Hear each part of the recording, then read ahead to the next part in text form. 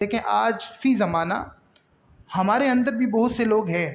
جو اپنی اولاد کو وصیتیں کرتے رہتے ہیں، انتقال کے وقت بھی وصیتیں کرتے ہیں، اپنی زندگی کے اندر بھی وصیتیں لکھ کر جاتے ہیں۔ یہ دیکھیں کہ ایک نبی نے اپنی اولاد کو کیا وصیت کی، یا بنیّ ان اللہ اصطفیٰ لکم الدین فلا تموتن الا وانتم مسلمون۔ کیا وصیت کی؟ اے میرے بیٹو، بے شک اللہ نے یہ دین تمہارے لیے چن لیا ہے تو تم ہرگز نہ مرنا مگر اس حال میں کہ تم مسلمان ہو، یعنی کہ تم نے پوری زندگی اپنی اسلام کے دامن میں رہ کر گزارنی ہے، پوری زندگی تم نے دین اسلام کے احکام پر عمل کر کر گزارنی ہے، اور پھر تم نے مرتے وقت بھی دین اسلام پر ہی قائم رہ کر اس دنیا سے رخصت ہونا ہے۔ بڑی پیاری بات ہے،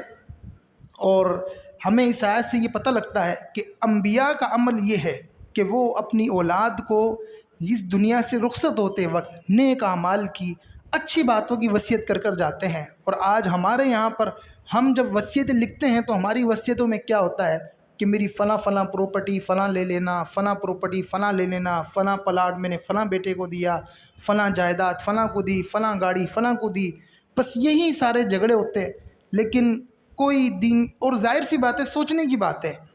کیسے ہم اپنی اولاد کو دین کی وصیت کر سکتے ہیں؟ اگر آج کوئی مرتے وقت اپنے بچوں کو یہ وصیت کر رہا ہو کہ بیٹا تم نے دین اسلام پر قائم رہنا ہے، بیٹا تم نے نماز پابندی سے پڑھنی ہے، تو اس کی اولاد اس پر ہنسے گی کہ ہمارے ابا نے خود تو ساری زندگی نماز پڑھی نہیں، اور جاتے جاتے ہمارے جو والد ہیں وہ ہمیں دین اسلام پر قائم رہنے کی وصیت کر رہے ہیں، ہمیں نماز پڑھنے کی وصیت کر رہے ہیں۔ تو کیسے انسان وصیت کرے جب خود اس نے دین اسلام پر اور دین اسلام کی جو احکام ہیں ان کے اوپر وہ کاربند نہ رہا، ساری زندگی وہ دین اسلام سے ہٹ کر اور احکام شرعیہ سے روگردانی کر کر گزارتا رہا، تو اب ظاہر ہے اسے بھی شرمندگی ہوگی کہ میں کس طرح اپنی اولاد کو ایک اچھی بات کی وصیت کروں۔